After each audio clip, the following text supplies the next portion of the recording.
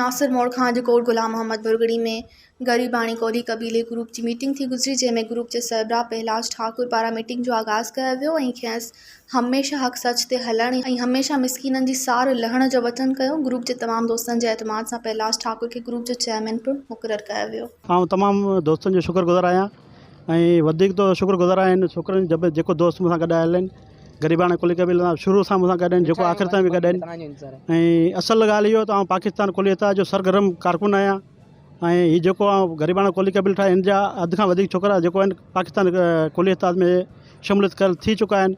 जेको थियणु चाहिनि था उहो बि हिननि जी महिरबानी, नथा चाहिनि उहो बि हिननि जी महिरबानी, कोई ॻाल्हि कोन्हे।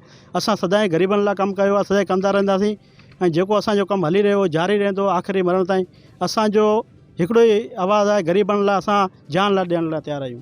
मज़ीद ख़बरनि ऐं तफ़सीलात लाइ विज़िट कयो असांजी वेबसाइट www.awamiNewsHD.com ऐं ॾिसंदा रहो अवामी न्यूज़ HD।